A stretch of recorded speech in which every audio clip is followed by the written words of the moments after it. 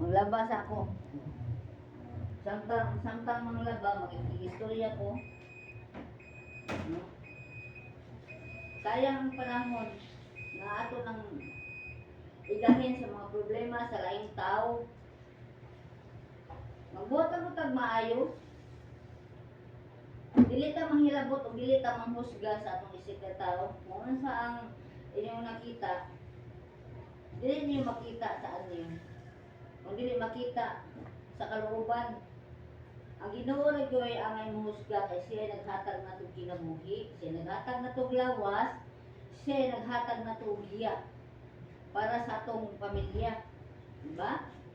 Ako, sukad pa sa una, hangtod karon, wa ko'y laing nga gilantaw ang ugma sa akong mga anak. Wa ko'y laing gi pangandoy nga bisan sa mga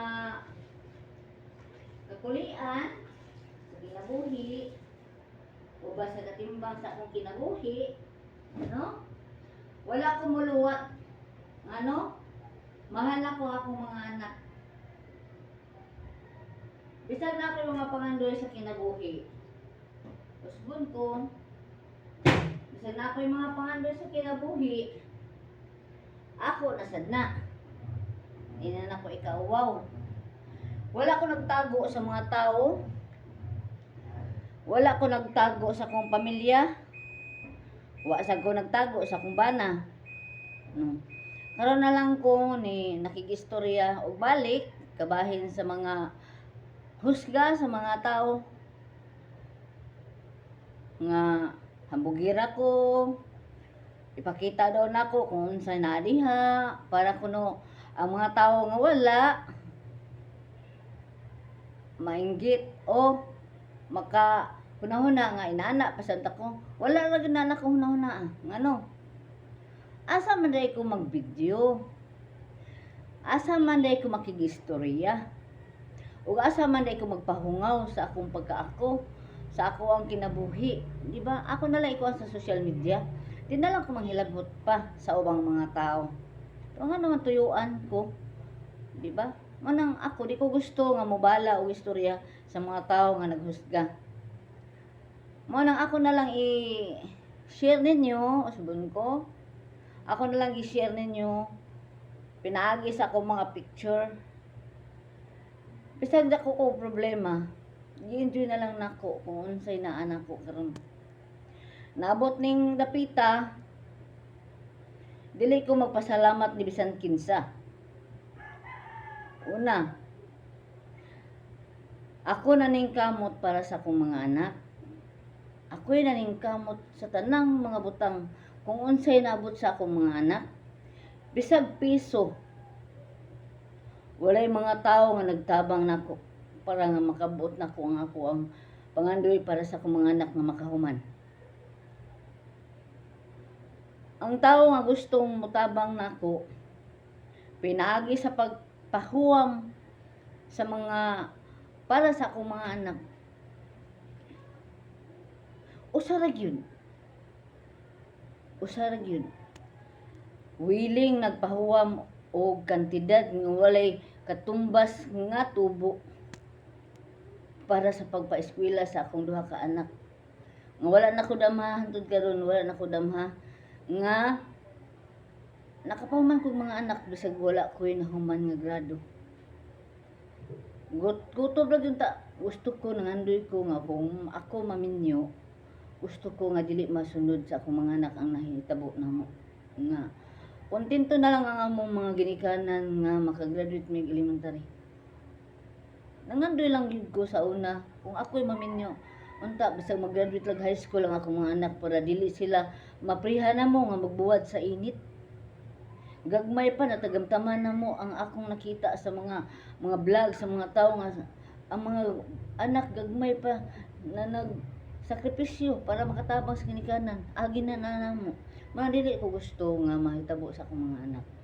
Gihatag man sa Ginoo ang akong kakayahan, mao'y akong gigamit, mao'y akong gibayad sa tawo nga willing nagpagamit og kwarta nga walay katumbas. Ang akong kusog mao'y akong gipuhunan.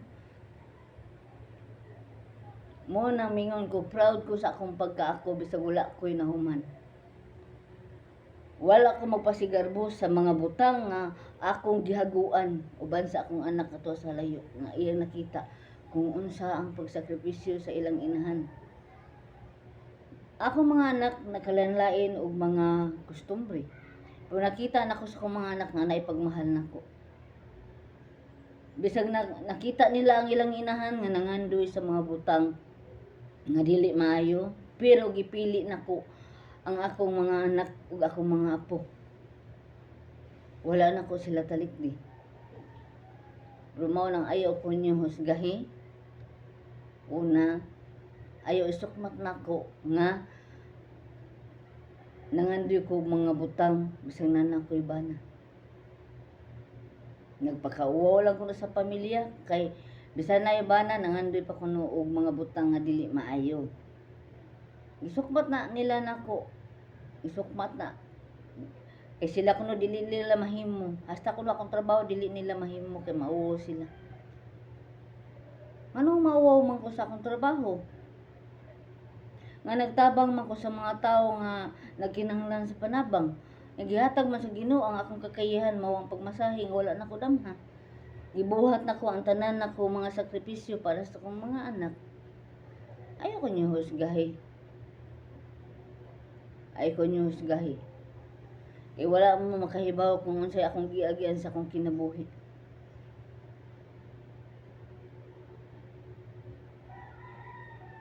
Wala na ko'y choice nga nung naminyo ko sa inaani nga tao. Kaya ako nang gipili sa akong kinabuhi nga wala na ko luwat hangtod karon. Ngano? Tungod sa akong mga anak na kinahanglan o amahan. Kay dili sila mahimong tao kung wala sila amahan. Ngunang dili lang para nako. Para lang sa akong pamilya nga nagkinahanglan o kumpleto nga pamilya, kumpleto nga ginikanan. Ngunang kamo, mga marites sa kinabuhi, ayaw ko tanawa. Nagpahungaw lang ko sa akong gibati karon kay bag-o pa kong gisultian nga mao kani mao kana. Mo nang nagpicture ko. Bisan sa gikan sa layuhan tundi sa mua, nag-struggle lang akong kinabuhi. Nga dili ko magtuo nga karon nagbarog pa ko nga buhi. Unang usbon ko, dili ko pwede mag-video sa laing balay. Kung dili sa akong pagwalingon nga balay. Ayaw mo pag naghambugira ka wala ra na sa akong unahuna nga nang hambog ko sa akong naabot. Giingnan ko nga mauna. Mag-video manggug ka nga naa ka sa imong balay. Nakita mo sa mga tao nga dako imong balay. Nakita mo sa tao nga dato na ka. Ano na dato man taon ko nga dili man ako nagtrabaho aning balay. Ako mga anak mo may nagsakripisyo. Dong Jumar. Isa di ka gusto nga kuha ng imungan. Nagpasalamat ragig ko. Na? Dili pwede nga, di ko magpasalamat. Nganong naabot ang inyong mga pangandoy sa kinabuhi? Tungod sa mga tao. Tungod sa tao nga willing naglantaw.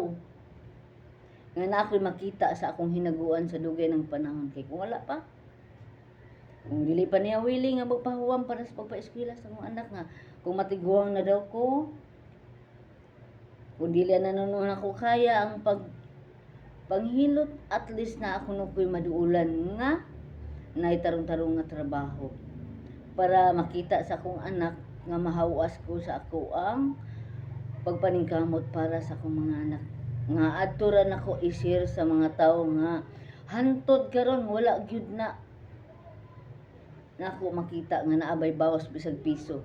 Kaya wasag ko magkinahanglan og bawas. Nalipay na ko sa akong pagtabang sa unang mga tao nga naabot din sa akong mga kamot. Gidako ra gina nako. Ana ngiro.